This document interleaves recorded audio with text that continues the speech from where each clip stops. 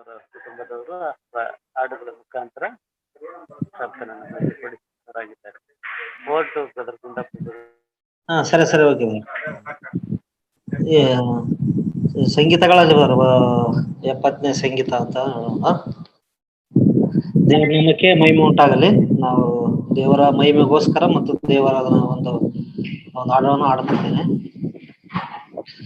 ದೇವ ಪುತ್ರನ ಬಂದು ನೋಡು, ಆಹಾ ಜೀವನಾಯಕ ಪ್ರಾಣ ಬಿಟ್ಟನು ನೋಡು, ಆಹಾ ಜೀವನಾಯಕ ಪ್ರಾಣ ಬಿಟ್ಟನು ನೋಡು, ದೇವ ಪುತ್ರನ ಬಂದು ನೋಡು.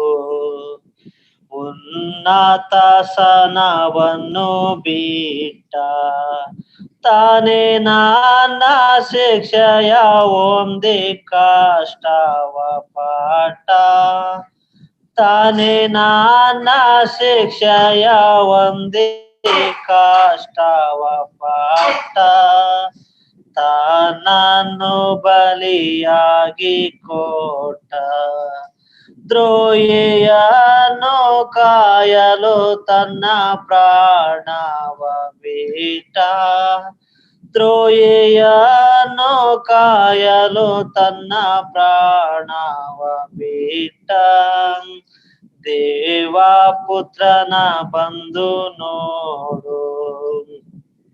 ಪರಮ ಕರ್ತನಿಗೆಷ್ಟು ತಾಪ, ಅವನ ಶಿರದ ಗಾಯಕ್ಕೆ ಪೂರ್ವ ಕಾರಣ ಪಾಪ, ಅವನ ಶಿರದ ಗಾಯಕ್ಕೆ ಪೂರ್ವ ಕಾರಣ ಪಾಪ, ಕರಗಳಲ್ಲಿ ನನ್ನ ಶಾಪ ಒತ್ತು ನರಳೆ ತಾಳಿದ ನಾಥ ದೇವರ ಕೋಪ, ಒತ್ತು ನರಳೆ ತಾಳಿದ ನಾಥ ದೇವರ ಕೋಪ, ದೇವ ಪುತ್ರನ ಬಂದು ನೋಡು, ಆಹಾ ಜೀವನಾಯಕ ಪ್ರಾಣ ಬಿಟ್ಟನು ನೋಡು, ಆಹಾ ಜೀವನಾಯಕ ಪ್ರಾಣ ಬಿಟ್ಟನು ನೋಡು, ದೇವ ಪುತ್ರನ ಬಂದು ನೋಡು.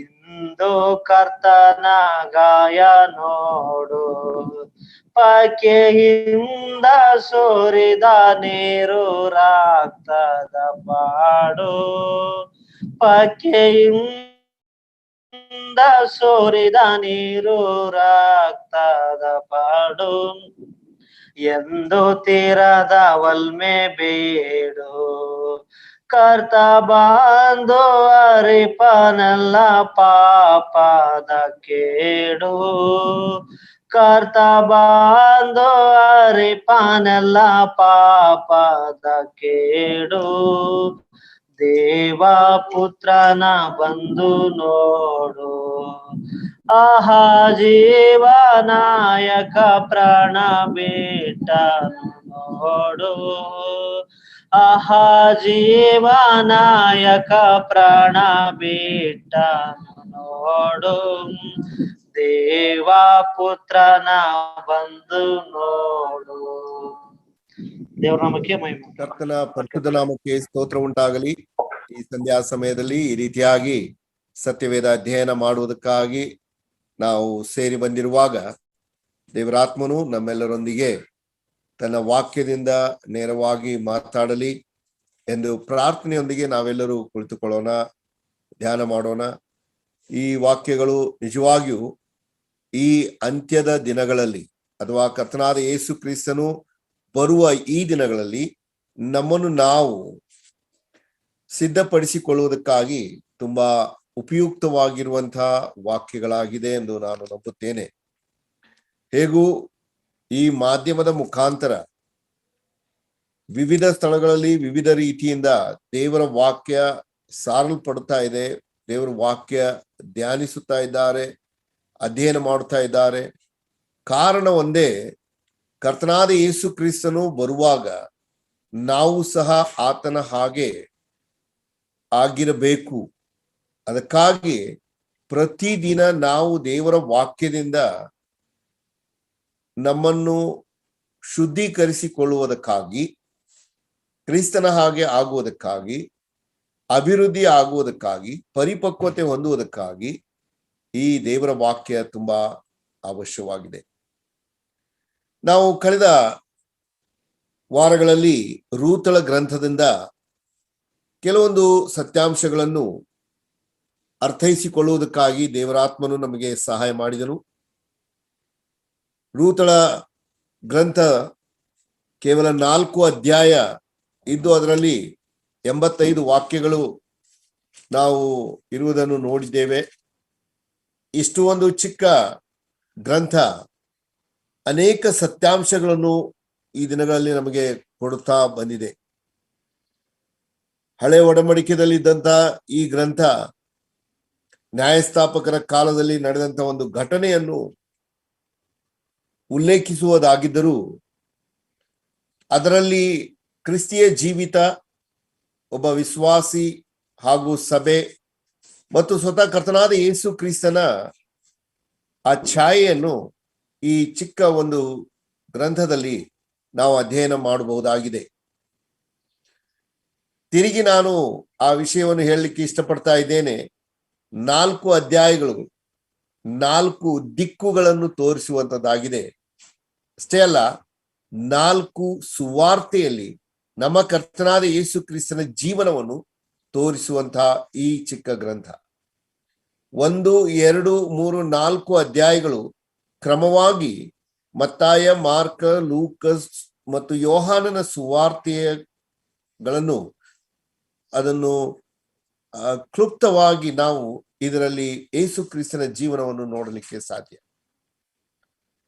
ಹೇಗೂ ನಾವು ಕಳೆದ ಬಾರಿಗೆ 3ನೇ ಅಧ್ಯಾಯದಲ್ಲಿ ಧ್ಯಾನ ಮಾಡುತ್ತಾ ಇದ್ದೆವು. 3ನೇ ಅಧ್ಯಾಯದ ವಿಶೇಷತೆ ಬಿಡುಗಡೆಯಿಂದಲೇ ಸುರಕ್ಷತೆ. ಬಿಡುಗಡೆ ಆದರೇನೆ ನಮಗೆ ಸುರಕ್ಷತೆ ಇರುವಂಥದ್ದು. ಅದನ್ನು ಆತ್ಮಿಕ ರೀತಿಯಲ್ಲಿ ನೀವು ಅರ್ಥೈಸಿಕೊಳ್ಳುವುದಾದರೆ ರಕ್ಷಣೆ ಹೊಂದಿದವರಿಗೆ ಮಾತ್ರ ಒಂದು ಸುರಕ್ಷತೆ ಇದೆ. ರಕ್ಷಣೆ ಹೊಂದಿದವರಿಗೆ ಮಾತ್ರ ಒಂದು ನಿರೀಕ್ಷೆ ಇದೆ. ರಕ್ಷಣೆ ಹೊಂದಿದವರಿಗೆ ಮಾತ್ರ ಪರಲೋಕ ಸ್ವಾಸ್ಥ್ಯ ಇರುವಂತದ್ದಾಗಿದೆ. ಹಾಗಾದ್ರೆ 3ನೇ ಅಧ್ಯಾಯದಲ್ಲಿ ಅಂಥ ಒಂದು ಸನ್ನಿವೇಶ ನಾವು ಏನು ನೋಡಲಿಕ್ಕೆ ಸಾಧ್ಯ ಎಂದು ಆಲೋಚನೆ ಮಾಡುತ್ತಾ ಇದ್ದ ಹಾಗೆ ರೂತಳು ಮತ್ತು ಬೋವಜನ ಒಂದು ಸಂಬಂಧ ನಾವು ಕರ್ತನಾದ ಯೇಸು ಕ್ರಿಸ್ತನು ಮತ್ತು ಸಭೆಯ ಸಂಬಂಧವನ್ನು ಅಲ್ಲಿ ನೋಡುತ್ತೇವೆ. ಹೇಗೂ ಸಭೆ ಎಂದು ಹೇಳುವಾಗ ವಿಶ್ವಾಸಿಗಳಿಲ್ಲದೆ ಸಭೆ ಇಲ್ಲ. ಹಾಗಾಗಿ ವೈಯಕ್ತಿಕವಾಗಿ ಒಬ್ಬ ವಿಶ್ವಾಸಿಯ ಜೀವಿತವನ್ನು ಸಹ ನಾವು ಅಲ್ಲಿ ಗಣನೆಗೆ ತರುವುದು ಒಳ್ಳೆಯದು. ನಾವು ರೂತಳ ಗ್ರಂಥ 3ನೇ ಅಧ್ಯಾಯ ಅದರಲ್ಲಿ 10, 11, 12 ವಾಕ್ಯಗಳನ್ನು ಓದಿಕೊಳ್ಳೋಣ. ರೂತಳ ಗ್ರಂಥ 3ನೇ ಅಧ್ಯಾಯ 10, 11, 12 ವಾಕ್ಯಗಳು. ಆಗ ಅವನು, ನನ್ನ ಮಗಳೇ, ಯೆಹೋವನಿಂದ ನಿನಗೆ ಆಶೀರ್ವಾದ ಉಂಟಾಗಲಿ. ನೀನು ಬಡವರೂ ಐಶ್ವರ್ಯವಂತರೂ ಆದ ಯವನಸ್ಥರನ್ನು ನೋಡಿ ಹೋಗಲಿಲ್ಲ. ಈಗ ನಿನ್ನ ಪತಿ ಭಕ್ತಿಯು ಮುಂಚಿಗಿಂತ ವಿಶೇಷವಾಗಿ ಪ್ರತ್ಯಕ್ಷವಾಯಿತು. ನನ್ನ ಮಗಳೇ, ಈಗ ಭಯಪಡಬೇಡ. ನೀನು ಗುಣವಂತೆ ಎಂಬುದು ಊರಿಗೆಲ್ಲ ಗೊತ್ತದೆ. ಆದದರಿಂದ ನೀನು ಹೇಳಿದ್ದನ್ನೆಲ್ಲ ಮಾಡುವೆನು. ನಾನು ಸಮೀಪ ಬಂದು ಎಂಬುದು ನಿಜ. ಆದರೂ ನನಗಿಂತ ಸಮೀಪನಾದವನು ಒಬ್ಬನಿರುತ್ತಾನೆ. ದೇವರು ಈ ವಾಕ್ಯಗಳನ್ನು ಆಶೀರ್ವದಿಸಲಿ. ಇಲ್ಲಿ ಓದಿದಂತಹ ಈ ವೇದ ಭಾಗದಲ್ಲಿ ನಿಮ್ಮ ಗಮನಕ್ಕೆ ಬಂದಿರುವಂತಹ ಆ ಎಲ್ಲ ಅಂಶಗಳನ್ನು ನಾನು ಸ್ವಲ್ಪದರಲ್ಲಿಯೇ ವಿವರಿಸುವುದಾದರೆ,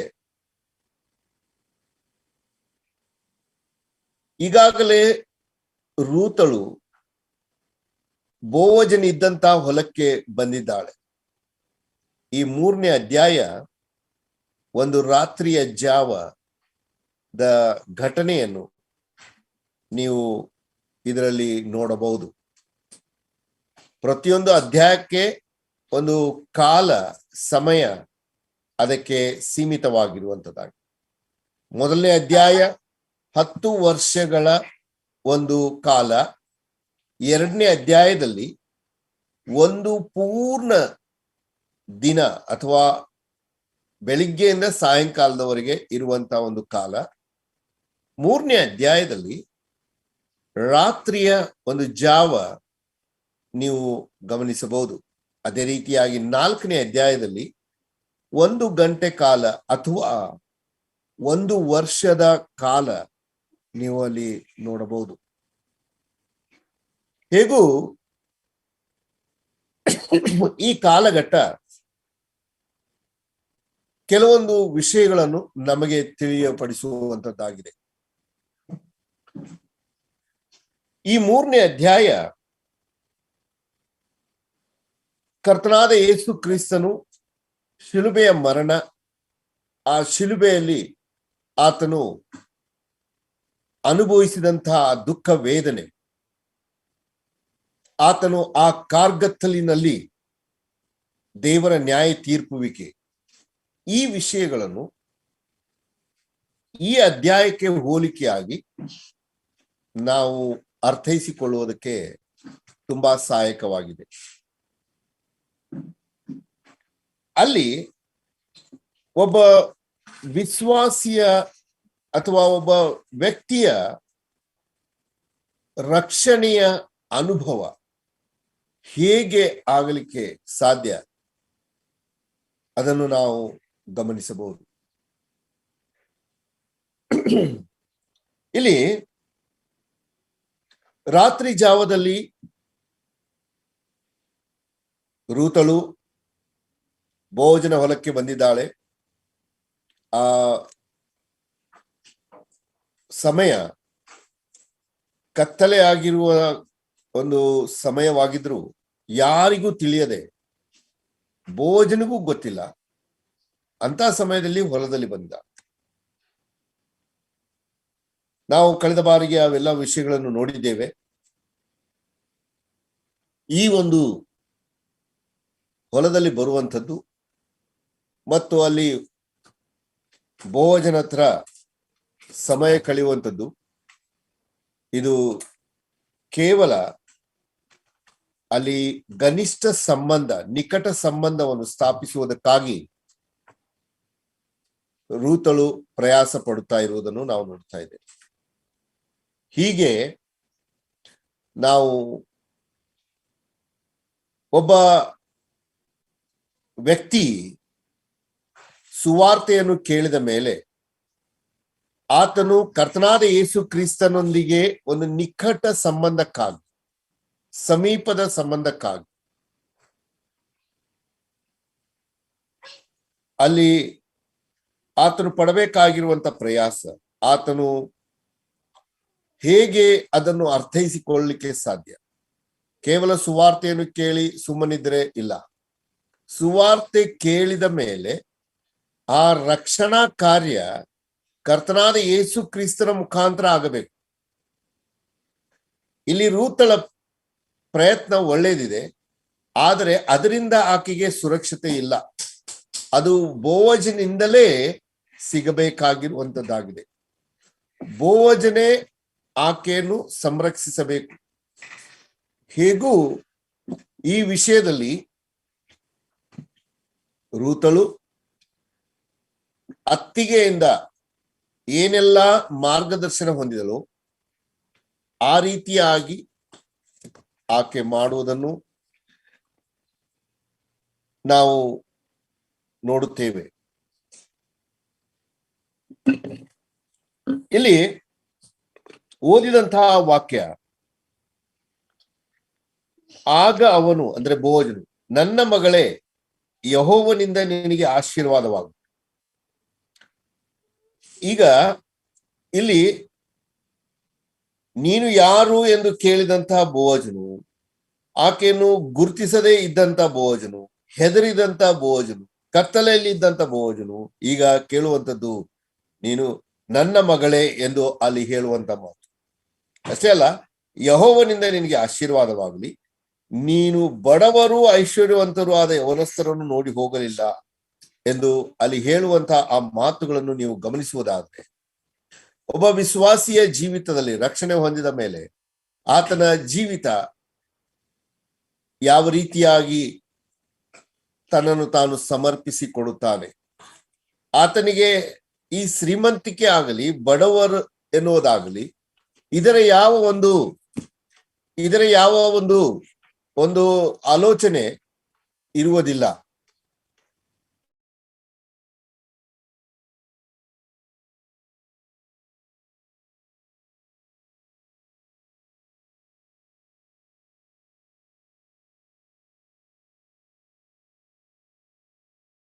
ಕ್ಷಮಿಸಬೇಕು.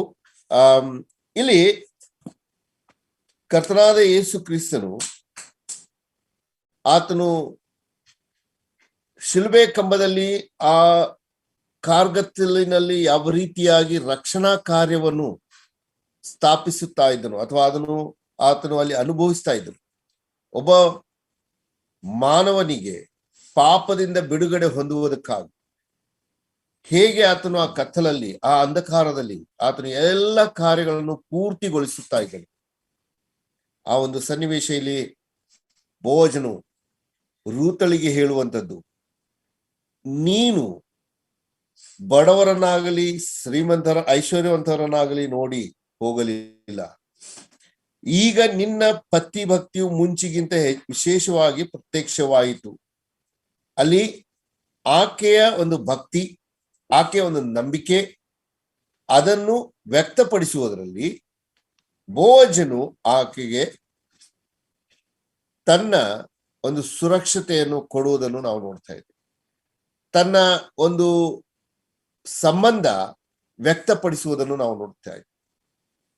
ಎಷ್ಟು ನಾವು ಯೇಸು ಸ್ವಾಮಿಯನ್ನು ಸಮೀಪದಿಂದ ಅರ್ಥೈಸಿಕೊಳ್ಳುವುದಕ್ಕೆ ಪ್ರಯಾಸ ಪಡುತ್ತೇವೋ ಅಷ್ಟೇ ಕರ್ತನಾದ ಯೇಸು ಕ್ರಿಸ್ತನು ನಮ್ಮನ್ನು ಸಹ ಅದೇ ರೀತಿಯಾಗಿ ಆತನು ಆಶೀರ್ವದಿಸುವವನಾಗಿದ್ದಾನೆ. ನಾವು ಆತನನ್ನು ಅರಿಯುವುದೇ ನಮಗೆ ಇನ್ನೂ ಹೆಚ್ಚಿನ ಆಶೀರ್ವಾದ ಉಂಟಾಗುವಂಥದ್ದಾಗಿದೆ. 12ನೇ ವಾಕ್ಯದಲ್ಲಿ ನಾನು ಸಮೀಪದ ಬಂಧು ಎಂಬುದು ನಿಜ ಎಂದು ಹೇಳ್ತಾ ಇದ್ದಾರೆ.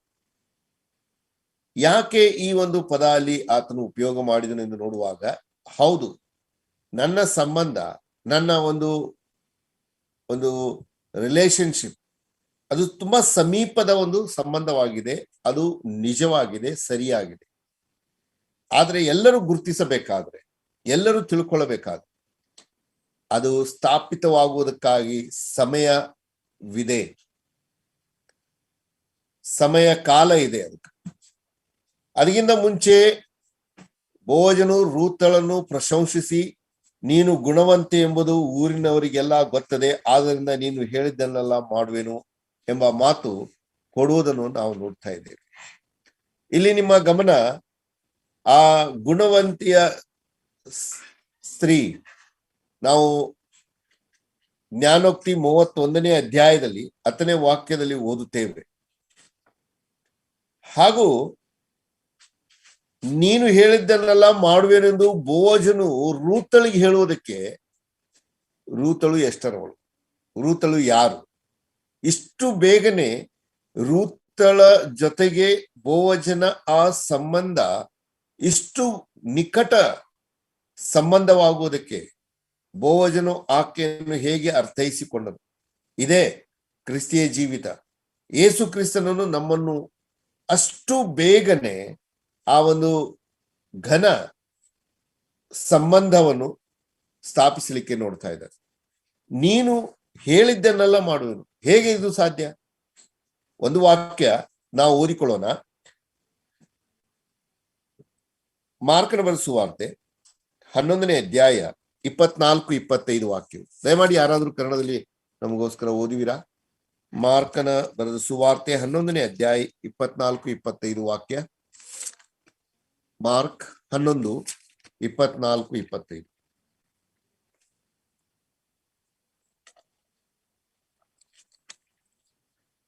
ಆದ ಕಾರಣ ನೀವು ಪ್ರಾರ್ಥನೆ ಮಾಡಿ ಏನೇನು ಬೇಡಿಕೊಳ್ಳುತ್ತೀರೋ ಅದನ್ನೆಲ್ಲ ಹೊಂದಿದ್ದೇವೆ ಎಂದು ನಂಬಿರಿ, ಅದು ನಿಮಗೆ ಸಿಕ್ಕುವುದೆಂದು ನಿಮಗೆ ಹೇಳುತ್ತೇನೆ. ಇದಲ್ಲದೆ ನೀವು ನಿಂತುಕೊಂಡು ಪ್ರಾರ್ಥನೆ ಮಾಡುವಾಗೆಲ್ಲ ಯಾರ ಮೇಲೆ ಏನಾದರೂ ವಿರೋಧವಿದ್ದರೆ ಅದನ್ನು ಅವರಿಗೆ ಕ್ಷಮಿಸಿರಿ. ಕ್ಷಮಿಸಿದರೆ ಪರಲೋಕದಲ್ಲಿರುವ ನಿಮ್ಮ ತಂದೆಯು ಸಹ ನಿಮ್ಮ ತಪ್ಪುಗಳನ್ನು ನಿಮಗೆ ಕ್ಷಮಿಸಿ ಬಿಡುವನು ಅಂದನು. ಇಲ್ಲಿ ಕರ್ತನಾದ ಯೇಸು ಕ್ರಿಸ್ತನು ತಾನೇ ಹೇಳಿದಂತ ಮಾತು, ನೀವು ಪ್ರಾರ್ಥನೆ ಮಾಡಿ ಏನೇನು ಬೇಡಿಕೊಳ್ಳುತ್ತೀರೋ ಅದನ್ನೆಲ್ಲ ಹೊಂದಿದ್ದೇವೆ ಎಂದು ನಂಬಿರಿ. ಅದರ ಅರ್ಥ, ನೀನು ಬೇಡಿಕೊಳ್ಳುವುದನ್ನೆಲ್ಲ ನಾನು ಹಾಗೆ ಮಾಡುವೆನು. ನಾವು ಹೊಂದಿದ್ದೇವೆ ಎಂದು ನಂಬಿ ಪ್ರಾರ್ಥನೆ ಮಾಡುವಾಗ ಅದು ನಮಗೆ ದೊರಕುವಂತದ್ದಾಗಿ. ಇದರಲ್ಲಿ ಕರ್ತನ ಚಿತ್ತ, ಕರ್ತನ ಮಹಿಮೆಗೋಸ್ಕರ ನಾವು ಬೇಡುವಾಗ ಕರ್ತನು ಅದನ್ನು ನಮಗೆ ಕೊಟ್ಟೇ ಕೊಡುತ್ತಾನೆ ಎಂದು ಈ ವಾಕ್ಯದ ಅರ್ಥವಾಗಿದೆ. ಅದನ್ನು ನಾವು ಹೊಂದಿದ್ದೇವೆ ಎಂದು ಆ ನಂಬಿಕೆ ನಮ್ಮಲ್ಲಿ ಬರಬೇಕಾದ್ರೆ ನಾವು ಕರ್ತನನ್ನು ಅಷ್ಟು ಸಮೀಪದಿಂದ ತಿಳ್ಕೊಳ್ಳುವವರು ಆಗಿರ್ಬೇಕು. ತುಂಬಾ ಸಾರಿ ಮನೆಯಲ್ಲೇ ನೋಡ್ರಿ, ಮಕ್ಕಳು ತಂದೆ ತಾಯಿಗಳ ಹತ್ರ ಹೋಗಿ ಬೇಡುವಾಗ ಕೆಲವೊಂದು ಸಾರಿ ತಂದೆ ತಾಯಿಗಳು ಅವರಿಗೆ ಕೊಡುವುದಿಲ್ಲ. ಆ ಸಮಯದಲ್ಲಿ ತಂದೆ ತಾಯಿಗಳು ಆಲೋಚನೆ ಮಾಡ್ತಾರೆ, ಇವರಿಗೆ ಇದನ್ನು ಕೊಟ್ರೆ ಅವರು ಯಾವ ರೀತಿಯಾಗಿ ಅದನ್ನು ಉಪಯೋಗಿಸುವರು, ಹೇಗೆ ಅದನ್ನು ಅದರ ಜೊತೆಗೆ ಅವರು ತಮ್ಮ ವ್ಯವಹಾರವನ್ನು ಮಾಡುವರು. ಒಂದು ಉದಾಹರಣೆಗೆ, 10 ವಯಸ್ಸಿನ ಹುಡುಗ ತನ್ನ ತಂದೆಗೆ ಹೋಗಿ ಹೇಳುವುದು, ತಂದೆ ನನಗೆ 100 ರೂಪಾಯಿ ಬೇಕು. ಅವಾಗ ತಂದೆ ಏನು ಮಾಡ್ತಾನೆ? ತಗೊಳ್ 100 ರೂಪಾಯಿ ಎಂದು ಹೇಳಿ ಕೊಟ್ಟು ಬಿಡ್ತಾನ? ಇಲ್ಲ. ಅಲ್ಲಿ ಆತನು ಬೇಡುವುದು ಯೋಗ್ಯವಾಗಿರುವುದಲ್ಲಿ ತಂದೆ ಅದನ್ನು ಕೊಟ್ಟೆ ಕೊಡ್ತಾನೆ. ಆದ್ರೆ 100 ರೂಪಾಯಿ ಈ 10 ವಯಸ್ಸಿನ ಹುಡುಗನಿಗೆ ಯಾವ ಕಾರಣಕ್ಕೂ ಅವಶ್ಯವಿಲ್ಲ. ಏನೆಲ್ಲ ಅವಶ್ಯ ಇದೆ ಆತನು ಸಂಪೂರ್ಣನಾಗಿದ್ದಾನೆ. ಅವನ ತಂದೆ ಅವನಿಗೆಲ್ಲ ಬೇಕಾಗಿರೋದನ್ನು ಒದಗಿಸಿಕೊಡೋನು. ಅವನ ವಯಸ್ಸಿಗೆ ತಕ್ಕ ಹಾಗೆ ಆತನಿಗೆ ಈಗ 100 ರೂಪಾಯಿದ ಅವಶ್ಯಕತೆ ಇಲ್ಲ. ತುಂಬಾ ಸಾರಿ ನಾವು ದೇವರನ್ನು ಪರೀಕ್ಷೆ ಮಾಡ್ತೇವೆ. ನಮಗೆ ಒಂದು ಮರ್ಸಿಡೀಸ್ ಕಾರ್ ಬೇಕು, ನಮಗೆ ಒಂದು ಒಳ್ಳೊಳ್ಳೆ ಬಂಗ್ಲೆ ಬೇಕು ಅಂತ ನಾವು ದೇವರ ಹತ್ರ ಕೇಳ್ತಾ ಇರ್ತೀವಿ. ದೇವರು ಅದನ್ನೆಲ್ಲ ಕೊಡುವುದಿಲ್ಲ. ಯಾಕಂದ್ರೆ ಅದು ನಮಗೆ ಅವಶ್ಯವಿಲ್ಲ. ಅದರಿಂದ ನಾವು ಇನ್ನೂ ದೇವರಿಂದ ದೂರ ಹೋಗುತ್ತೆ. ನೀನು ಹೇಳಿದ್ದನ್ನೆಲ್ಲ ಮಾಡುವೆನು ಎಂದು ರೂತಳಿಗೆ ಭೋಜನ ಕೊಡುವಂತ ಮಾತು. ಇವತ್ತು ನಾವು ಮಾಡುವಂತ ಪ್ರಾರ್ಥನೆಗೆ ದೇವರು ಉತ್ತರ ಕೊಟ್ಟೇ ಕೊಡುತ್ತಾನೆ. ಹೊಂದಿದ್ದೇವೆ ಎಂದು ನೀವು ನಂಬಿರಿ. ಆ ಒಂದು ಸಮೀಪದ ಸಂಬಂಧ ಅದು ನಿಜವಾಗಿರುವಂತ ಸಂಬಂಧ. ಇದು ಕರ್ತನಾದ ಯೇಸು ಕ್ರಿಸ್ತನಲ್ಲಿರುವಂತಹ ಸಂಬಂಧ. ಆ ಒಂದು ಸಂಬಂಧದ ವಿಷಯದಲ್ಲಿ ಬೋಜನು ಹೇಳ್ತಾ ಇದ್ದ, ನೀನು ಏನ್ ಹೇಳ್ತೀವೋ ಅದನ್ನೆಲ್ಲ ನಾನು ಮಾಡುವೆನು. ಆದರೆ ಸಮಸ್ಯೆ ಏನಿದೆ ಅಂದ್ರೆ 12ನೇ ವಾಕ್ಯ, ಆದರೂ ನನಗಿಂತ ಸಮೀಪನಾದವನು ಒಬ್ಬನಿರುತ್ತಾನೆ. ಇದು ಯಾರಪ್ಪ ಎಂದು ನೋಡುವುದಾದ್ರೆ, ಹೌದು, ಆ ಒಂದು ಕುಟುಂಬದಲ್ಲಿ ನೌಮಿಯ ಗಂಡ ಎಲಿಮಲೆಕ್ ಮತ್ತು ಅವರ ಸಂಬಂಧಿಕರಲ್ಲಿ ಇರುವಂತಹ ಒಂದು ಸಂಬಂಧ. ಹೇಗೂ ಬೋಜನು ಸಹ ಅವರ ಸಂಬಂಧಿಕನಾಗಿದ್ದನು. ಅದಕ್ಕಿಂತ ಸಮೀಪದ ಬಂಧು ಒಬ್ಬನು ಇದ್ದನು. ಅವನು ಇರುವ ಕಾರಣ ಮೊದಲು ಅವನೊಂದಿಗೆ ಎಲ್ಲ ಕ್ಲಿಯರ್ ಮಾಡಿಕೊಂಡು, ಒಂದು ವೇಳೆ ಆತನು ನಿನ್ನನ್ನು ಎಲ್ಲ ವಿಷಯಗಳಿಂದ ಬಿಟ್ಟು ಕೊಟ್ರೆ ನಾನು ನಿನ್ನೊಂದಿಗೆ ಒಂದಾಗುತ್ತೇನೆ. ಹೇಗೂ ನಾನು ನಿನ್ನ ಸಮೀಪದ ಬಂಧು ನಿಜ, ಆದರೆ ಇನ್ನೊಬ್ಬನಿದ್ದಾನೆ, ಆತನಿಂದ ಎಲ್ಲ ಒಂದು ಸಂಬಂಧ ತ್ಯಜಿಸಬೇಕಾಗಿದೆ, ಬಿಡಬೇಕಾಗಿದೆ. ಹೇಗೂ ಆತನೇ ಹೇಳಬೇಕು, ಅದು ನಾವು ಮುಂದಿನ 4ನೇ ಅಧ್ಯಾಯದಲ್ಲಿ ನೋಡ್ತೇವೆ. ಆದ್ರೆ ಇಲ್ಲಿ ಬೋವಜನು 13ನೇ ವಾಕ್ಯದಲ್ಲಿ ಹೇಳುವಂತ ಮಾತು, ಈ ರಾತ್ರಿ ಇಲ್ಲೇ ಇರು, ನಾಳೆ ನಾಳೆ ಎಂಬ ಪದ ತುಂಬಾ ಲಕ್ಷ್ಯ ಕೊಡತಕ್ಕದ್ದು. ನಾಳೆ ಎಂದು ಹೇಳುವಾಗ ರಾತ್ರಿ ಕಳೆದ ಮೇಲೆ ಅವನು ಅಂದ್ರೆ ಇನ್ನೊಬ್ಬನು ಮೈದುನ ಧರ್ಮವನ್ನು ನಡೆಸಿದರೆ ಸರಿ, ಇಲ್ಲವಾದ್ರೆ ಯೆಹೋವನಾಣೆ ನಾನೇ ಅದನ್ನು ನಡೆಸುವೆನು, ಬೆಳಗಾಗುವ ತನಕ ಇಲ್ಲೇ ಮಲಗಿಕೋ ಎಂದು ಹೇಳಿದನು. ರೂತಳಿಗೆ ಕೊಡುವಂತ ಆದರಣೆ, ರೂತಳಿಗೆ ಕೊಡುವಂತ ಸುರಕ್ಷತೆ, ರೂತಳಿಗೆ ಕೊಡುವಂತ ಒಂದು ನಿರೀಕ್ಷೆ, ಆಕೆಗೆ ಕೊಡುವಂತಹ ಒಂದು ವಾಗ್ದಾನದ ಮಾತುಗಳು. ಇದೇ ರೀತಿಯಾಗಿ ಕರ್ತನಾದ ಯೇಸು ಕ್ರಿಸ್ತನು ಶಿಲುಬೆ ಕಂಬದಲ್ಲಿ ಆತನು ತನ್ನ ಪ್ರಾಣವನ್ನು ಕೊಟ್ಟು ನಮಗೋಸ್ಕರ ಆತನ ಒಂದು ನಿರೀಕ್ಷೆಯನ್ನು ಕೊಟ್ಟಿದ್ದಾನೆ. ಆತನು ಮಾಡಿದಂತ ವಾಗ್ದಾನ, ನಾನು ಹೊರಟು ಹೋಗಿ ನಿಮಗೋಸ್ಕರ ಸ್ಥಳವನ್ನು ಸಿದ್ಧ ಮಾಡಿ ತಿರುಗಿ ಬಂದು ನಿಮ್ಮನ್ನು ಕರ್ಕೊಂಡು ಹೋಗುತ್ತೇನೆ, ವಾಗ್ದಾನ. ಈ ಒಂದು ವಾಗ್ದಾನವೇ ಇಲ್ಲಿ ಬೋವಜನು ರೂತಳಿಗೆ ಹೇಳ್ತಾ ಇರುವಂಥದ್ದು. ಇವತ್ತು ಕರ್ತನಾದ ಯೇಸು ಕ್ರಿಸ್ತನು ಪ್ರತಿಯೊಬ್ಬ ವಿಶ್ವಾಸಿಗೆ, ಅಥವಾ ಈ ರೀತಿಯಾಗಿ ಹೇಳ್ಬೋದು ಪ್ರತಿಯೊಂದು ಸಭೆಗೆ ಹೇಳುವಂತ ಈ ಮಾತು. ಇಲ್ಲಿ ನಾವು ಗಮನ ಕೊಡತಕ್ಕದ್ದು, ನಾಳೆ ಎಂದು ಹೇಳುವಾಗ, ಈ ನಾಳೆ ಎಂದು ಹೇಳುವಂಥದ್ದು ಅದು ಎಂದಿಗೂ ಬರುವಂಥದ್ದಲ್ಲ. ನೀವು ನಾಳೆ ದಿನ ನಾವು ಎಲ್ಲರೂ ಭೇಟಿ ಆಗೋದಾದ್ರೆ ಆ ದಿನ ನಾವು ನಾಳೆ ಎಂದು ಹೇಳಲಿಕ್ಕಿಲ್ಲ, ಅದನ್ನು ಬಿಟ್ಟು ಮರುದಿನವೇ ನಾಳೆ ದಿನವಾಗುವಂಥದ್ದಾಗಿದೆ. ಹೀಗೆ ನಾಳೆ ನಾಳೆ ನಾಳೆ ಎಂದು ಹೇಳುವಂಥದ್ದು ಅದು ಮುಂದೆ ಮುಂದೆ ಹೋಗುವಂಥದ್ದಾಗಿದೆ. ಕರ್ತನಾದ ಯೇಸು ಕ್ರಿಸ್ತನು ಹೇಳಿದನು, ನಾನು ಹೊರಟು ಹೋಗುತ್ತೇನೆ, ಸ್ಥಳ ಸಿದ್ಧ ಮಾಡಿ ತಿರುಗಿ ಬಂದು. ಆ ತಿರುಗಿ ಬರುವಂತ ದಿನ ಯಾವುದೆಂದು ಹೇಳಲಿಲ್ಲ. ಅದು ನಾಳೆ ಆಗಿದೆ, ಅಥವಾ ಆತನು ಬರುವುದು ಅದು ನಿಶ್ಚಯವಾಗಿದೆ. ನಾಳೆ ಎಂದು ಹೇಳುವಾಗ ಅದು ಬೆಳಗಿನ ಜಾವ, ನಾಳೆ ಎಂದು ಹೇಳುವಾಗ ಒಂದು ಪ್ರಕಾಶಮಾನವಾಗಿರುವಂತ ದಿನ. ಹಾಗಾದ್ರೆ ಇವತ್ತು ಅದು ಕತ್ತಲೆ ಆಗಿದೆ. ಕತ್ತಲೆಯ ದಿನದಲ್ಲಿ ನಾವು ಜೀವಿಸ್ತಾ ಇದ್ದೇವೆ. ಒಂದು ವಾಕ್ಯ ನಿಮ್ಮ ಗಮನಕ್ಕೆ ನಾನು ತರಲಿಕ್ಕೆ ಇಷ್ಟಪಡ್ತಾ ಇದ್ದೇನೆ. ಹೇಗಿದೆ ಕ್ರಿಸ್ತಿಯ ಜೀವಿತ ನಮ್ಮದು ಎಂದು ನೋಡುವುದಾದ್ರೆ, ನಾವು ಹಿಂದಿನ ಕಾಲದಲ್ಲಿ ಹೇಗಿದ್ದೆವು ಮತ್ತು ಈಗ ನಾವು ಹೇಗಿರಬೇಕು. ಎಫೆಸ ಬರೆದ ಪತ್ರಿಕೆ 5ನೇ ಅಧ್ಯಾಯ ಅದರ 8, 9 ವಾಕ್ಯಗಳನ್ನು ನಾವು ಓದಿಕೊಳ್ಳೋಣ. ಎಫೆಸೆ 5, 8 ಮತ್ತು 9 ವಾಕ್ಯ. ನೀವು ಹಿಂದಿನ ಕಾಲದಲ್ಲಿ ಕತ್ತಲೆ ಆಗಿದ್ದೀರಿ, ಆದರೆ ಈಗ ನೀವು ಕ್ರಿಸ್ತನಲ್ಲಿದ್ದು ಬೆಳಕಾಗಿದ್ದೀರಿ. ಬೆಳಕಿನವರಂತೆ ನಡೆದುಕೊಳ್ಳಿರಿ. ಬೆಳಕಿನ ಫಲವು ಉಪಕಾರದಲ್ಲಿಯೂ ನೀತಿಯಲ್ಲಿಯೂ ಸತ್ಯದಲ್ಲಿಯೂ ಕಾಣಿಸಿಕೊಳ್ಳುತ್ತದೆ. ಪೌಲನು ಎಫೆಸದಲ್ಲಿರುವಂತಹ ಸಭೆ ವಿಶ್ವಾಸಿಗಳಿಗೆ ಬರೀತಾ ಇದ್ದಾರೆ, ನೀವು ಕತ್ತಲೆಯಾಗಿದ್ದೀರಿ. ಕತ್ತಲೆಯಲ್ಲಿ ಇದ್ದೀರಿ ಅಂತ ಅಲ್ಲ, ನೀವು ಸ್ವತಃ ಕತ್ತಲೆ ಆಗಿದ್ದೀರಿ. ಹಾಗಾಗಿ ಈಗ ನೀವು ಕ್ರಿಸ್ತನಲ್ಲಿದ್ದು ಬೆಳಕಾಗಿದ್ದೀರಿ. ಕ್ರಿಸ್ತನಲ್ಲಿ ನಾವು ಯಾವಾಗ ನಂಬಿಕೆ ಇಟ್ಟೆವು, ಯೇಸು ಕ್ರಿಸ್ತನು ನಮಗೆ ರಕ್ಷಣೆ ಕೊಟ್ಟನು, ಆವಾಗ ನಾವು ಆ ಬೆಳಕಿನ ಜಾವದವರಾಗಿದ್ದೇವೆ. ಈ ಒಂದು ಸನ್ನಿವೇಶ ಅಥವಾ ಈ ವಾಕ್ಯಕ್ಕೆ ಅನುಸಾರವಾಗಿ ಬೆಳಕಿನವರಂತೆ ನಡೆದುಕೊಳ್ಳಿರಿ, ಬೆಳಕಿನ ಫಲವು ಉಪಕಾರದಲ್ಲಿಯೂ ನೀತಿಯಲ್ಲಿಯೂ ಸತ್ಯದಲ್ಲಿಯೂ ಕಾಣಿಸುತ್ತದೆ. ಹಾಗಾದರೆ ನೀತಿ, ಉಪಕಾರ, ಸತ್ಯ ಈ ಎಲ್ಲ ವಿಷಯ ಆತ್ಮಿಕ ವಿಷಯಕ್ಕಾಗಿ ಅನುಗುಣವಾಗಿರುವಂಥದ್ದು ಆಗಿದೆ. ನಾವು ಇನ್ನೂ ಆ ಕರ್ತನಾದ ಯೇಸು ಕ್ರಿಸ್ತನ ಬರೋಣವನ್ನು ಎದುರು ನೋಡ್ತಾ ಇರುವಾಗ, ಆ ಬೆಳಕನ್ನು, ಆ ನಾಳೆಯನ್ನು ನಾವು ಎದುರು ನೋಡ್ತಾ ಇರುವಾಗ, ಈ ಲೋಕದಲ್ಲಿ ಯೇಸು ಕ್ರಿಸ್ತನನ್ನು ನಂಬಿ ಜೀವಿಸ್ತಾ ಇದ್ದೇವೆ. ಇನ್ನು ಕತ್ತಲು ಆವರಿಸಿದೆ, ഇരുಳು ಇದೆ. ನಾವು ಅಲ್ಲಿ ಆ ವಾಕ್ಯ ಓದಿದರೆ ಗೊತ್ತಾಗುತ್ತದೆ. 14ನೇ ವಾಕ್ಯ, ಆಕೆಯು ಆವರೆಗೂ ಅವನ ಕಾಲುಗಳ ಬಳಿಯಲ್ಲೇ ಮಲಗಿಕೊಂಡಿದ್ದಳು. ಒಬ್ಬ ಹೆಂಗಸು ಕಣಕ್ಕೆ ಬಂದಿದ್ದಳೆಂಬುದು ಯಾರಿಗೂ ಗೊತ್ತಾಗಬಾರದೆಂದು ಅವನು ಹೇಳಿದ್ದ ರಿಂದ ಗುರುತು ಹಿಡಿಯಲಾರದಷ್ಟು ಕತ್ತಲೆ ಇರುವಾಗಲೇ ಆಕೆ ಎದ್ದಳು ಎಂದು ನಾವು ನೋಡುತ್ತೇವೆ. ಹಾಗಾದ್ರೆ ಕತ್ತಲೆಯಲ್ಲಿಯೇ ಆಕೆ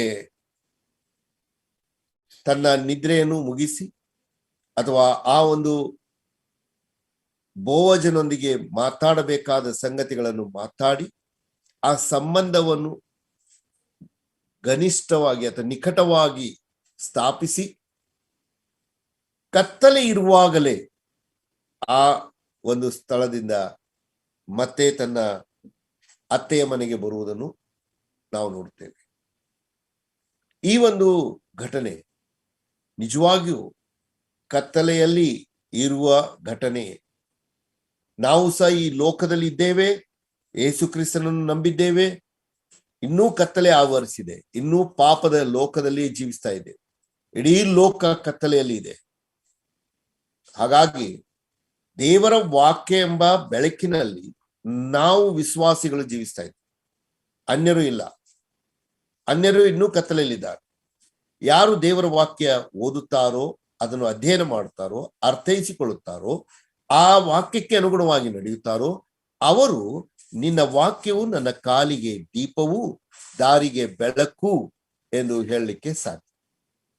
ಒಂದು ವೇಳೆ ನೀವು ಯೇಸು ಕ್ರಿಸ್ತನನ್ನು ನಂಬಿರಬಹುದು, ಆದರೆ ದೇವರ ವಾಕ್ಯಕ್ಕೆ ನನ್ನ ದೀಪ ದಾರಿಗೆ ಬೆಳಕು ಎಂದು ಹೇಳುವುದಿಲ್ಲ.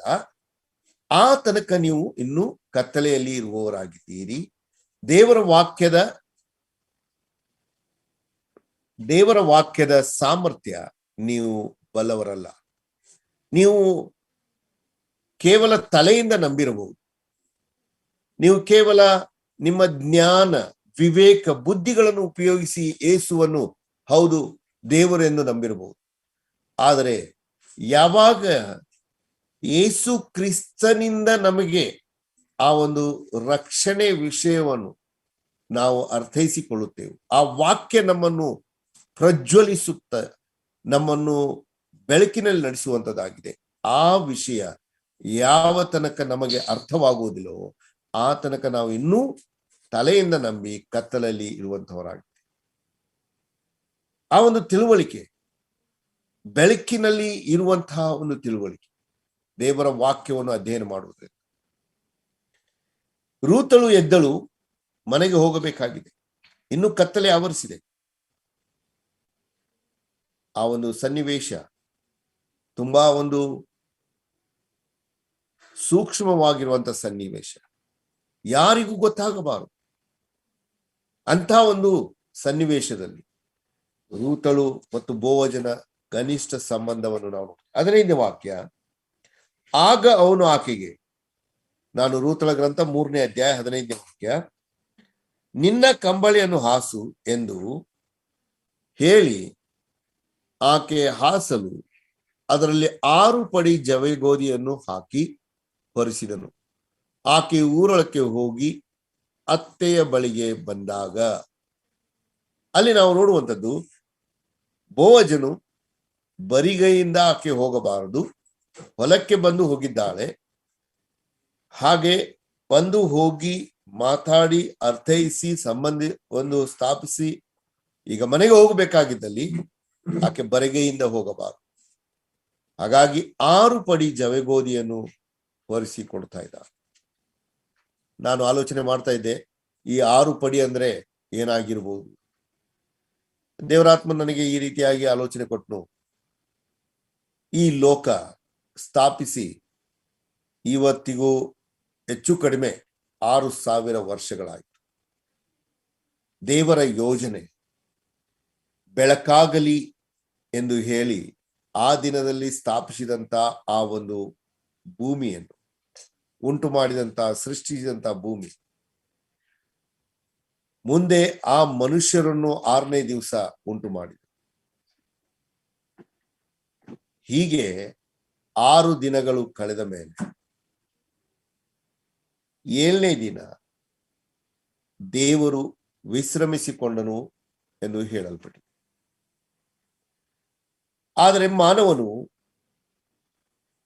ದೇವರು ಉಂಟು ಮಾಡಿದಂತ ಏದೇನ್ ತೋಟದಲ್ಲಿ ಎಲ್ಲಾ ಮರದ ಹಣ್ಣುಗಳನ್ನು ತಿನ್ನಬಹುದಾಗಿತ್ತು. ಆದರೆ ದೇವರು ಹೇಳಿದನು, ಮಧ್ಯದಲ್ಲಿ ಇರುವಂತ ಒಳ್ಳೆಯದರ ಕೆಟ್ಟದರ ಅರುವನ್ನು ಹುಟ್ಟಿಸುವ ಮರದ ಹಣ್ಣನ್ನು ಮಾತ್ರ ನೀನು ತಿನ್ನಬಾರದು. ಈಗ ಅಲ್ಲಿ ಗಮನದಲ್ಲಿ ನಾವು ತರಬೇಕು, ತಿನ್ನಬಾರದು. ಮುಟ್ಟುವುದಕ್ಕೂ ನೋಡುವುದಕ್ಕೂ ನೋ ಪ್ರಾಬ್ಲಮ್, ಆದರೆ ತಿಂದ ದಿನವೇ ನೀನು ಸತ್ತೇ ಹೋಗುವಿ. ಆ ಒಂದು ಕ್ರಿಯೆ ಇವರು ನೋಡಿದರು, ಇವರು ಮುಟ್ಟಿರಬಹುದು ಅನೇಕ ಬಾರಿಗೆ. ಆದರೆ ಯಾವಾಗ ಹವ್ವಳು ಅದನ್ನು ಕಿತ್ತು ತಿಂದಳೋ, ತನ್ನ ಗಂಡನಿಗೆ ಕೊಟ್ಟಳೋ, ಪಾಪೋತ್ಪತ್ತಿ ಉಂಟಾಯಿತು. ಬೆಳಕಾಗಲಿ ಎಂದು ಹೇಳಿದಂತ ಆ ಒಂದು ಬೆಳಕಿನ ಪ್ರಜ್ವಲಿತೆ ಅಲ್ಲಿ ಅವರು ಕಳ್ಕೊಂಡ್ರು. ಅಲ್ಲಿಂದ ಕತ್ತಲೆ, ಪಾಪದ ಕತ್ತಲೆ ಆವರಿಸಿಕೊಂಡಿತು. ದೈವ ಜ್ಞಾನ, ದೈವರನ್ನು ಮುಖಾಮುಖಿಯಾಗಿ ನೋಡುತ್ತಿರುವಂತಹ ಈ ಮಾನವರು ಆ ಒಂದು ಸಂಬಂಧ ಅವರು ಕಳ್ಕೊಂಡ್ರು. ಹೇಗೂ ಈ 6,000 ವರ್ಷಗಳ ಕಾಲ ಕತ್ತಲೆಯಲ್ಲಿ ನಡೆಯುತ್ತಿರುವಂತಹ ಈ ಭೂಮಿಗೆ, ಅದರ ಮಧ್ಯದಲ್ಲಿ ನಮ್ಮ ಕರ್ತನಾದ ಯೇಸು ಕ್ರಿಸ್ತನು ಈ ಲೋಕಕ್ಕೆ ಬೆಳಕಾಗಿ ಬಂದನು. ಆತನು ಬೆಳಕದ ವಿಷಯದಲ್ಲಿ ಮಾತಾಡಿದನು. ನೀವು ಲೋಕಕ್ಕೆ ಬೆಳಕಾಗಿರಿ ಎಂದು ಮನುಷ್ಯರಿಗೆ ಹೇಳಿದನು. ಇದೆಲ್ಲ ನಾವು ನೋಡುವಾಗ ಈ 6,000 ವರ್ಷಗಳ ಕಾಲ ಸಮೀಪವಾಗಿದೆ, ಮುಕ್ತಾಯವಾಗಲಿಕ್ಕೆ ಅಥವಾ ಮುಗಿಲಿಕ್ಕೆ. ಇನ್ನು ಒಂದು ಹೊಸ ದಿನ ಆರಂಭವಾಗಲಿದೆ. ನಮ್ಮ ಕರ್ತನಾದ ಯೇಸು ಕ್ರಿಸ್ತನು ಬರುವನು, ನಮ್ಮನ್ನೆಲ್ಲ ಕರ್ಕೊಂಡು ಹೋಗುವನು. ಆ 6,000 ವರ್ಷಗಳು ಕಳೆದು ಹೋಗಿ ಇನ್ನೂ ಸ್ಪಷ್ಟವಾಗಿ ಇದನ್ನು ಈ ರೀತಿಯಾಗಿ ಅರ್ಥೈಸಿಕೊಳ್ಳುವುದಾದ್ರೆ, 6 ಪಡಿ ಜವೆಗೋದಿಯನ್ನು ಹಾಕಿ ಹೊರಿಸಿದನು. ಈಗ ಒಂದು ವಾರದಲ್ಲಿ 6 ದಿನಗಳು, 6 ದಿನಕ್ಕೆ ಬೇಕಾಗಿರುವಂತ ಒಂದು ಆಹಾರ ಆತನು ರೂತಳಿಗೆ ಕೊಡ್ತಾ ಇದ್ದಾನೆ. ಯಾವಾಗ ಹಕ್ಕಲಾಯಿದಳೋ ಅಲ್ಲಿ ಆಕೆ 30 ಸೇರು ಎಂದು ನಾವು ನೋಡುತ್ತೇವೆ. 30 ಸೇರು ಬೇರೆ. ಈಗ 6 ಪಡಿ ಎಂದು ಹೇಳುವುದಾದ್ರೆ ಅದು ತುಂಬಾ ಕಡಿಮೆ ಇರುವಂತ ಒಂದು ಅಂಶ. 6 ಪಡಿ ಜವೆಗೋದಿಯನ್ನು ಹಾಕಿ ಹೊರಿಸಿದನು. ಅಂದ್ರೆ ಒಂದು ವಾರಕ್ಕೆ ಬೇಕಾಗಿರುವಂತ ಆಹಾರದ ಅವಶ್ಯಕತೆಯನ್ನು ಒದಗಿಸಿಕೊಡ್ತಾ ಇದ್ದಾನೆ. ಹಾಗೆ ನಾವು ಯೇಸು ಕ್ರಿಸ್ತನನ್ನು ನಂಬಿದ ಮೇಲೆ ರಕ್ಷಣೆ ಹೊಂದಿದವರು ಸೋಮವಾರದಿಂದ ಶನಿವಾರದವರೆಗೆ 6 ದಿನಗಳು ಆತ್ಮಿಕವಾಗಿ ದೇವರ ವಾಕ್ಯದಿಂದ ಪೋಷಿಸಲ್ಪಡಬೇಕು ಎಂದು ಹೇಳಿ ನಮ್ಮ ಭಾಷೆಗಳಲ್ಲಿ ದೇವರ ವಾಕ್ಯವನ್ನು ಕೊಟ್ಟಿದ್ದಾನೆ. ಇವತ್ತಿನ ದಿನಗಳಲ್ಲಿ ನಮಗೆ ಸಭೆಗಳಲ್ಲಿ ದೇವರ ವಾಕ್ಯದ ಪೂರೈಕೆ ಆಗುತ್ತಾ ಇದೆ. ಹಾಗೂ ದೈವ ಸೇವಕರು, ಸಭೆ ಹಿರಿಯರು ಸಹ ಈ ವಾರದಲ್ಲಿ ಅವರು ಮನೆಗಳಿಗೆ ಭೇಟಿ ಕೊಟ್ಟು, ವಿಶ್ವಾಸಿಗಳನ್ನು ಭೇಟಿ ಕೊಟ್ಟು ಪ್ರೋತ್ಸಾಹಿಸುವಂತ ಈ ಕಾರ್ಯಗಳನ್ನು ಮಾಡ್ತಾ ಇದ್ದಾರೆ. ಆತ್ಮಿಕವಾಗಿ ಪೋಷಿಸುವಂತ 6 ಪಡಿ ಜವೆಗೋದಿ ಅಥವಾ ದೇವರ ವಾಕ್ಯ. ಆಮೇಲೆ 7ನೇ ದಿನ ಅಥವಾ ವಾರದ ಮೊದಲನೇ ದಿನ ನಾವು ಆರೋಗ್ಯವಾಗಿ ಸ್ವಸ್ಥತೆಯಿಂದ ಇದ್ದು ವಾರದ ಮೊದಲನೇ ದಿವಸ ಕರ್ತನಿಗೆ ಸಮರ್ಪಿಸುವಂತ ಆರಾಧನೆಯನ್ನು ಮಾಡಲಿಕ್ಕೆ ಸಿದ್ಧಪಡಿಸಿಕೊಳ್ಳುತ್ತೇವೆ. ಈ ರೀತಿಯಾಗಿ ಒಂದು ಆಲೋಚನೆ ಆ ಒಂದು ಭಾಗದಿಂದ ಕರ್ತನು ನನಗೆ ತೋರಿಸಿದನು. ಈಗ ಮನೆಗೆ ಸೇರಿದಂತಹ ರೂತಳು ಅತ್ತೆ ತುಂಬಾ ಲವಲವಿಕೆಯಿಂದ, ಆಸಕ್ತಿಯಿಂದ ಎದುರು ನೋಡ್ತಾ ಇದ್ದಾಳೆ. ಹೇಗೂ ಇನ್ನೂ ಬೆಳಗಾಗುವುದಕ್ಕಿಂತ ಮುಂಚೆಯೇ ಮನೆ ಸೇರಿದಂತಹ ರೂತಳು. 16ನೇ ವಾಕ್ಯ, ಅತ್ತೆಯು ನನ್ನ ಮಗಳೇ ನಿನ್ನ ಕಾರ್ಯವೇನಾಯಿತು ಎಂದು ಕೇಳಲು ಆಕೆಯು ಆ ಮನುಷ್ಯನು ನಡೆಸಿದ್ದೆಲ್ಲವನ್ನು ತಿಳಿಸಿ, ನೀನು ಬರಿಗೈಯಿಂದ ಅತ್ತೆಯ ಬಳಿಗೆ ಹೋಗಬಾರದೆಂದು ಹೇಳಿ ಈ 6 ಪಡಿ ಜವೆಗೋದಿಯನ್ನು ಕೊಟ್ಟನು ಅಂದಳು. ರೂತಳು ಅತ್ತೆ ಹೇಳಿದ ಹಾಗೆ ಹೊಲಕ್ಕೆ ಹೋಗಿದ್ದಳು.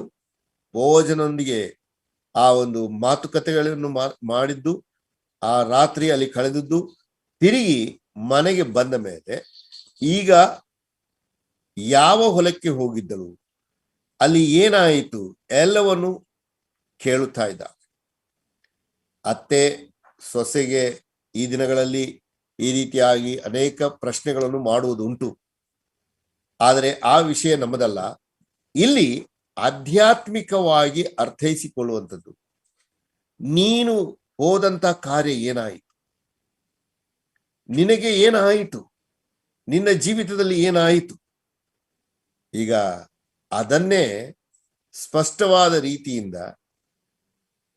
ಬೋವಜನ ವಿಷಯದಲ್ಲಿ, ತನ್ನ ವಿಷಯದಲ್ಲಿ ಅಲ್ಲ, ಆ ಹೊಲದ ವಿಷಯದಲ್ಲಿ ಅಲ್ಲ, ಅದಕ್ಕಿಂತ ವಿಶೇಷವಾಗಿ ಆ ಮನುಷ್ಯನು ನಡೆಸಿದ್ದೆಲ್ಲವನ್ನು ತಿಳಿಸಿದನು ಮತ್ತು ಬರಿಗೈಯಿಂದ ಹೋಗಬಾರದೆಂದು ಹೇಳಿ ಆತನು ಕೊಟ್ಟಂತ 6 ಪಡಿ ಜವೆಗೋದಿಯನ್ನು ಸಹ ಆಕೆ ಹೇಳಿದಳು.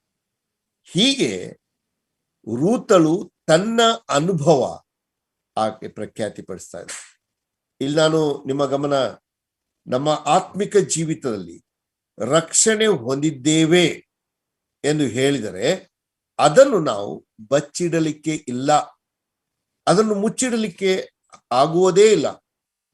ರಕ್ಷಿಸಲ್ಪಟ್ಟಂತ ಒಬ್ಬ ವ್ಯಕ್ತಿ ಆತನು ತನ್ನ ರಕ್ಷಣೆಯ ವಿಷಯವನ್ನು ಅನ್ಯರಿಗೆ ಅಥವಾ ತನ್ನ ಬಂಧುಗಳಿಗೆ, ಸಭೆಯಲ್ಲಿ ಸೇವಕರಿಗಾಗಲಿ ಹಿರಿಯರಿಗಾಗಲಿ ಆತನು ಹೇಳೇ ಹೇಳುತ್ತಾನೆ, ನಾನು ರಕ್ಷಣೆ ಹೊಂದಿದ್ದೇನೆ. ನಮ್ಮ ಸಭೆಯ ಅನ್ಯೋನ್ಯತೆಯಲ್ಲಿದ್ದಂತ ಒಬ್ಬ ಯವನ ಸಹೋದರಿ, ಆಕೆ ರಕ್ಷಣೆ ಹೊಂದಿದ ಮೇಲೆ ತಾನು ಎಲ್ಲಿ ಕೆಲಸಕ್ಕೆ ಹೋಗುತ್ತಾ ಇದ್ದಳು ಅಲ್ಲಿ ಹೋಗಿ ಹೇಳಿದಳು, ಇವತ್ತು ನನಗೆ ರಕ್ಷಣೆ ಆಯಿತು ಎಂದು ಹೇಳಿದಳು. ಆ ಒಂದು ಮಾತನ್ನು ಹೇಳುತ್ತಿರುವಾಗ ಅಲ್ಲಿರುವಂತಹ ಅನ್ಯ ಮತಸ್ಥರು ಅವರು ಕೇಳ್ತಾ ಇದ್ದಾರೆ, ಈ ರಕ್ಷಣೆ ಅಂದ್ರೆ ಏನು, ಏನಾಯ್ತು ನಿನಗೆ, ಯಾಕೆ ಹೀಗೆ ಮಾತಾಡುತ್ತಾ ಇದ್ದಿ. ಆಕೆಗೆ ಆಗಿರುವಂತ ರಕ್ಷಣೆ ಅನುಭವ ಅದು ಕುದಿಯುವಂಥದ್ದು, ಅದು ತುಂಬಾ ಒಂದು ಆಸಕ್ತಿಯಿಂದ ಮತ್ತೊಬ್ಬರಿಗೆ ಹೇಳಬೇಕೆಂಬ ಲವಲವಿಕೆ ಒಳಗೆ ಹೃದಯದಲ್ಲಿ ಉತ್ಸಾಹ ಉಂಟು ಮಾಡುವಂಥದ್ದಾಗಿ. ಹಾಗೆ ನಿಮಗೆ ಒಂದು ವೇಳೆ ಆಗಿಲ್ಲದ ಇದ್ದಲ್ಲಿ ಆಲೋಚನೆ ಮಾಡ್ರಿ, ನನ್ನ ರಕ್ಷಣೆಯಲ್ಲಿ ಏನು ಕುಂದುಕೊರತೆ ಇದೆ, ನಾನಾಗಿ ರಕ್ಷಣೆ ಹೊಂದಿದ್ದೇನೋ ಅಥವಾ ನಿಜವಾಗಿಯೂ ಯೇಸು ಕ್ರಿಸ್ತನು ನನ್ನನ್ನು ರಕ್ಷಿಸಿದ್ದಾನೋ. ಇವತ್ತು ನಾವು ಮೆಲುಕು ಹಾಕುವುದು ಅಥವಾ ಇದನ್ನು ಆಲೋಚನೆ ಮಾಡುವುದು ತುಂಬಾ ಅವಶ್ಯವಾಗಿದೆ. ಆದ್ದರಿಂದ ನಾನು ಮೇಲಿನ ಮೇಲೆ ಹೇಳ್ತಾ ಇದ್ದೀನಿ, ತಲೆಯಿಂದ ನಂಬಿದ್ದಾಗಿದ್ದರೆ ಅದು ರಕ್ಷಣೆ ಕೊಡ್ಲಿಕ್ಕಿಲ್ಲ. ನಿಮ್ಮ ಬುದ್ಧಿ ಜ್ಞಾನಗಳಿಂದ ನೀವು ರಕ್ಷಣೆ ಹೊಂದಿದ್ದಾಗಿದ್ದರೆ ನಿಮಗೆ ನಿಜವಾದ ರಕ್ಷಣೆ ಇಲ್ಲವೇ ಇಲ್ಲ. ನೀವು ನಿಜವಾಗಿಯೂ ರಕ್ಷಣೆ ಹೊಂದಿದ್ದೀರಿ ಎಂಬ ಅನುಭವ ಇರುವುದಾದ್ರೆ ನಿಜವಾಗಿಯೂ ಅದನ್ನು ಬಚ್ಚಿಡಲಿಕ್ಕೂ ಆಗುವುದಿಲ್ಲ, ಅದನ್ನು ಹೇಳಿಕೊಳ್ಳದೇ ಇರುವಲಿಕ್ಕೂ ಆಗುವುದಿಲ್ಲ. ನಾವು ಅದನ್ನು ಬಹಿರಂಗ ಪಡಿಸುತ್ತೇವೆ. 18ನೇ ವಾಕ್ಯ, 3ನೇ ಅಧ್ಯಾಯ ರೂತಳ ಗ್ರಂಥ 18ನೇ ವಾಕ್ಯ. ಅತ್ತೆಯು ಅಂದ್ರೆ ನವಮಿಯು, ನನ್ನ ಮಗಳೇ, ಈ ಕಾರ್ಯವು ಹೇಗಾಗುವುದೆಂದು ಗೊತ್ತಾಗುವವರೆಗೂ ಸುಮ್ಮನಿರು. ಈ ಹೊತ್ತು ಅದನ್ನು ಇತ್ಯರ್ಥ ಪಡಿಸುವವರೆಗೆ ಅವನಿಗೆ ಸಮಾಧಾನವಿರಲಾರದು ಎಂದು ಹೇಳಿದಳು. ಅಲ್ಲಿ ನವಮಿ ರೂತಳಿಗೆ ಹೇಳ್ತಾ ಇದ್ದಾಳೆ, ನೀನು ಇದನ್ನು ಬಹಿರಂಗಪಡಿಸಬೇಡ, ಸುಮ್ಮನಿರು ಎಂದು ಹೇಳ್ತಾ ಇದ್ದಾಳೆ. ಯಾಕಂದ್ರೆ ಅಲ್ಲಿ ನವಮಿ ರೂತಳಿಗೆ ಹೇಳುವಂಥದ್ದು, ನೀನು ಅನ್ಯ ಮತಸ್ಥಳು, ನೀನು ಮೋವಾಬ್ಯ ಸ್ತ್ರೀ, ಹಾಗಾಗಿ ಈ ಒಂದು ವಿಷಯ ಬಹಿರಂಗಪಡಿಸಿದರೆ ನೀನಾಗಿ ಅದು ಅವಮಾನಕರವಾಗಿರುವಂಥದ್ದಾಗಿ. ಹಾಗಾಗಿ ನಿನ್ನ ಪರಿಚಯ ಎಲ್ಲರ ಮುಂದೆ ಆ ಬೋವಜನು ಹೇಳುವನು, ಆವಾಗ ಅದರಲ್ಲಿ ಒಂದು ಅದ್ಭುತ ಅಥವಾ ಎಲ್ಲರ ಮುಂದೆ ಒಂದು ಮಾನ ಸನ್ಮಾನ ಉಂಟು ಮಾಡುವಂಥದ್ದಾಗಿದೆ. ಪ್ರಿಯರೇ, ನಿಜವಾಗಿಯೂ ಈ ರೀತಿಯಾಗಿ ನಾವು ಸಹ ನಮ್ಮಷ್ಟಕ್ಕೆ ನಾವು ಹೊಗಳಿಕೊಳ್ಳುವುದರಲ್ಲಿ ಏನು ಅರ್ಥ ಇಲ್ಲ. ಕರ್ತನು ನಮ್ಮನ್ನು ಹೊಗಳಬೇಕು, ಸ್ವಾಮಿ ನಮ್ಮ ಬಗ್ಗೆ ಮಾತಾಡಬೇಕು. ಕರ್ತನಾದ ಯೇಸು ಕ್ರಿಸ್ತನು ನಮ್ಮನ್ನು ಸನ್ಮಾನಿಸುವವನಾಗಿದ್ದಾನೆ. ನನ್ನನ್ನು ಸನ್ಮಾನಿಸುವವರನ್ನು ನಾನು ಸನ್ಮಾನಿಸುವನೆಂದು ಮೊದಲನೇ ಸಮುವೇಲದಲ್ಲಿ ನಾನು ಓದ್ತೇವೆ. ಹಾಗಾಗಿ ಇಲ್ಲಿ ನವಮಿ ರೂತಳಿಗೆ ಹೇಳುವಂಥದ್ದು ಸುಮ್ಮನಿರು. ಹಾಗಾದ್ರೆ ಆಕೆ ಮೌನತೆ ವಿಷಯ ಬೇರೆಯಾಗಿತ್ತು. ಇಲ್ಲಿ ಸುಮ್ಮನಿರು ಎಂದು ಹೇಳುವುದಕ್ಕೆ ಕಾರಣ, ನೀನು ಎಲ್ಲರಿಗೆ ಹೇಳಿಕೊಂಡು ತಿರುಗಾಡಬೇಡ, ಬೋಜನಿಗೆ ನನಗೆ ತುಂಬಾ ಘನಿಷ್ಠ ಸಂಬಂಧ ಇದೆ, ಅದರಲ್ಲಿ ಅವಮಾನವಾಗಲಿಕ್ಕೆ ಸಾಧ್ಯತೆ ಇದೆ. ನೀನು ಹೇಳುವುದಕ್ಕಿಂತ ವಿಶೇಷವಾಗಿ ಬೋಜನು ನಿನ್ನ ಬಗ್ಗೆ ಹೇಳಲಿ, ಆವಾಗ ನೋಡು ನಿನಗೆ ಮಾನ ಕೀರ್ತಿ ಸನ್ಮಾನ ಉಂಟಾಗುವಂಥದ್ದಾಗಿ. ನಿನ್ನ ನಂಬಿಕೆ ಅದು ಪರೀಕ್ಷಿಸಲ್ಪಡುವುದು. ಮೊದಲನೇ ಪೇತ್ರ 1ನೇ ಅಧ್ಯಾಯ 7ನೇ ವಾಕ್ಯ, ನಾವು ಅದನ್ನು ಓದಿಕೊಳ್ಳೋಣ. 1ನೇ ಪೇತ್ರ 1ನೇ ಅಧ್ಯಾಯ ಅದರ 7ನೇ ವಾಕ್ಯ. ಅಲ್ಲಿ ನಂಬಿಕೆ ವಿಷಯದಲ್ಲಿ ಪೇತ್ರನು ತುಂಬಾ ಸ್ಪಷ್ಟವಾಗಿ ಬರೆಯುತ್ತಾರೆ. 1 ಪೇತ್ರ 1:7, ಬಂಗಾರವು ನಾಶವಾಗುವಂತದ್ದಾಗಿದ್ದರೂ ಅದನ್ನು ಬೆಂಕಿಯಲ್ಲಿ ಪುಟ ಹಾಕಿ ಶೋಧಿಸುವುದುಂಟಷ್ಟೇ. ಬಂಗಾರಕ್ಕಿಂತ ಅಮೂಲ್ಯವಾಗಿರುವ ನಿಮ್ಮ ನಂಬಿಕೆ ಈ ಕಷ್ಟಗಳಿಂದ ಶೋಧಿತವಾಗಿ ಯೇಸು ಕ್ರಿಸ್ತನು ಪ್ರತ್ಯಕ್ಷನಾಗುವಾಗ ನಿಮಗೆ ಕೀರ್ತಿ ಪ್ರಭಾವ ಮಾನಗಳನ್ನು ಉಂಟು ಮಾಡುವುದು. ನಾವು ಅಲ್ಲಿ ಲಕ್ಷ್ಯ ಕೊಡುವಂಥದ್ದು ಕೀರ್ತಿ ಪ್ರಭಾವ ಮಾನಗಳನ್ನು ಉಂಟು ಮಾಡುವುದು. ಈ ರೀತಿಯಾಗಿ ನಾವು ರೂತಳ ವಿಷಯದಲ್ಲಿಯೂ ಅಲ್ಲಿ ನಾವು ನೋಡ್ತಾ ಇದ್ದೇವೆ. ಹೀಗಾಗಿ 3ನೇ ಅಧ್ಯಾಯ ಒಂದು ರಾತ್ರಿಯ ಜಾವದಲ್ಲಿ ಆ ಒಂದು ಅದ್ಭುತ ಕಾರ್ಯ, ಅದ್ಭುತ ಸಂಬಂಧ, ಆ ರಕ್ಷಣೆಯ ವಿಷಯ ಅಥವಾ ಆ ಒಂದು ಸುರಕ್ಷತೆ, ನಮಗೆ ಆಗುವಂತ ಬಿಡುಗಡೆ, ಎಲ್ಲ ವಿಷಯಗಳು ಅಡಕವಾಗಿರುವಂತ ಈ 3ನೇ ಅಧ್ಯಾಯ. ಅದನ್ನು ನಾವು ನಮ್ಮ ರಕ್ಷಣೆಯ ವಿಷಯದಲ್ಲಿ ಯೇಸು ಕ್ರಿಸ್ತನ ಮುಖಾಂತರವೇ ಸಾಧ್ಯ ಎಂದು ಅರ್ಥೈಸಿಕೊಳ್ಳಲಿಕ್ಕೆ ಸಾಧ್ಯವಾಗಿದೆ. ದೇವರ ಚಿತ್ತವಾದರೆ ನಾವು 4ನೇ ಅಧ್ಯಾಯದ ಮುಂದಿನ ವಿಷಯಗಳನ್ನು ಧ್ಯಾನ ಮಾಡುವುದಾದ್ರೆ, ಅಲ್ಲಿ ಒಬ್ಬ ರಕ್ಷಕನು, ಆತನು ದೇವಕುಮಾರನು, ಆತನ ವಿಷಯದಲ್ಲಿ ನಾವು ನೋಡಲಿಕ್ಕಿದ್ದೇವೆ. 4ನೇ ಅಧ್ಯಾಯ ಯೋಹಾನನ ಬರೆದ ಸುವಾರ್ತೆಯನ್ನು ಪ್ರತಿಬಿಂಬಿಸುವುದಾಗಿದೆ. ಅಲ್ಲಿಯೇ ಯಾವ ರೀತಿಯಾಗಿ ಬೋವಜನು ಒಬ್ಬ ದೇವಕುಮಾರನ ಹಾಗೆ ತನ್ನ ಕಾರ್ಯಗಳನ್ನು ವ್ಯಕ್ತಪಡಿಸ್ತಾ ಇದ್ದಾರೆ.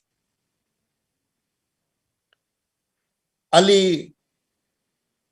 ತನ್ನ ಒಂದು ಸ್ವಾಸ್ಥ್ಯದಲ್ಲಿ ಭಾಗಿಯಾಗಿರುವಂತೆ ಅಥವಾ ಅನಾಥರಾಗಿರುವನು, ಅಬಲೆಯರಾಗಿರುವನು, ವಿಧವೆಯರನ್ನು ಪರಿಪಾಲಿಸುವಂತಹ ಬೋವಜನು, ಆತನ ಚಿತ್ರವನ್ನು ನಾವು ಈ 4ನೇ ಅಧ್ಯಾಯದಲ್ಲಿ ನೋಡಲಿಕ್ಕೆ ಸಾಧ್ಯ. ದೇವರ ಚಿತ್ತವಾದರೆ ಅದನ್ನು ನಾವು ಮುಂದಿನ ವಾರದಲ್ಲಿ ನೋಡ್ಲಿಕ್ಕಿದ್ದೇವೆ. ಈ 3ನೇ ಅಧ್ಯಾಯ ನಾವು ಕರ್ತನ ಒಂದು ರಕ್ಷಣಾ ಕಾರ್ಯವನ್ನು, ಶಿಲುಬೆಯ ಕಾರ್ಯವನ್ನು, ನಾವು ಯಾವ ರೀತಿಯಾಗಿ ರಕ್ಷಿಸಲ್ಪಟ್ಟೆವು ಎಂಬುದನ್ನು ಅರ್ಥೈಸಿಕೊಳ್ಳುವುದಕ್ಕೆ ಕರ್ತನು ನಮಗೆ ಕೃಪೆ ಕೊಟ್ಟಿದ್ದಾನೆ. ಒಂದು ವಾಕ್ಯ ಓದಿ ನಾನು ಮುಗಿಸ್ಲಿಕ್ಕೆ ಇಷ್ಟಪಡ್ತಾ ಇದ್ದೇನೆ. ಇಬ್ರಿಯರ ಗ್ರಂಥ 12ನೇ ಅಧ್ಯಾಯ 2ನೇ ವಾಕ್ಯ. ಇಬ್ರಿಯರ ಗ್ರಂಥ 12ನೇ ಅಧ್ಯಾಯ 2ನೇ ವಾಕ್ಯ, ಸುಪರಿಚಿತವಾಗಿರುವಂತಹ ವಾಕ್ಯ.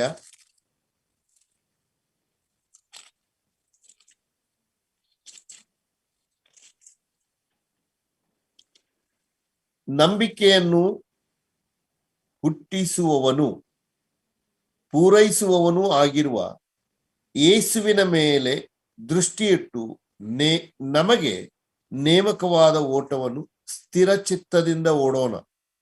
ಆತನು ತನ್ನ ಮುಂದೆ ಇಟ್ಟಿದ್ದ ಸಂತೋಷಕ್ಕೋಸ್ಕರ ಅವಮಾನವನ್ನು ಅಲಕ್ಷ್ಯ ಮಾಡಿ ಶಿಲುಬೆಯ ಮರಣವನ್ನು ಸಹಿಸಿಕೊಂಡು ದೇವರ ಸಿಂಹಾಸನದ ಬಲಗಡೆಯಲ್ಲಿ ಆಸನಾರೂಢನಾಗಿದ್ದಾನೆ.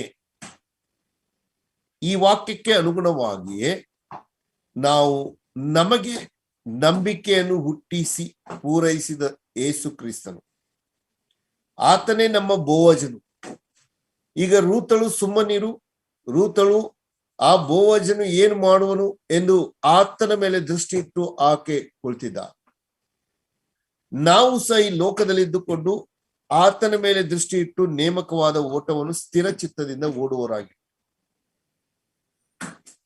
ಕರ್ತನಾದ ಯೇಸು ಕ್ರಿಸ್ತನು ಈ ಲೋಕದಲ್ಲಿದ್ದಾಗ ಆತನ ಆ ಒಂದು ಸಂತೋಷವನ್ನು ಹೊಂದುವುದಕ್ಕೋಸ್ಕರ ಎಲ್ಲ ಅವಮಾನವನ್ನು ಅನುಭವಿಸುವುದಕ್ಕೆ ಸಿದ್ಧನಾದ. ಎಲ್ಲ ಅವಮಾನವನ್ನು ಅಲಕ್ಷ್ಯ ಮಾಡಿ ಆತನು ಆ ಸಂತೋಷವನ್ನು ಹೊಂದುವುದಕ್ಕಾಗಿ ಶಿಲುಬೆ ಮರಣವನ್ನು ಸಹಿಸಿಕೊಂಡ. ಆತನು ಅಪರಾಧಿಗಳಿಗೆ ಆಗಬೇಕಾಗಿರುವಂತ ಮರಣವನ್ನು ಸಹ ಅನುಭವಿಸುವುದಕ್ಕಾಗಿ ವಿಧೇಯನಾದನು ಎಂದು ನಾವು ಫಿಲಿಪ್ಪಿ ಬರೆದ ಪತ್ರಿಕೆ 2ನೇ ಅಧ್ಯಾಯ ಅದರ 8ನೇ ವಾಕ್ಯದಲ್ಲಿ ಆ ರೀತಿಯಾಗಿ ನಾವು ಓದುತ್ತೇವೆ. ಹೀಗೆ ಆತನು ಆಕಾರದಲ್ಲಿ ಮನುಷ್ಯನಾಗಿ ಕಾಣಿಸಿಕೊಂಡಿದ್ದಾಗ ತನ್ನನ್ನು ತಗ್ಗಿಸಿಕೊಂಡು ಮರಣವನ್ನು, ಅಂದರೆ ಶಿಲುಬೆ ಮರಣವನ್ನಾದರೂ ಹೊಂದುವಷ್ಟು ವಿಧೇಯನಾದನು.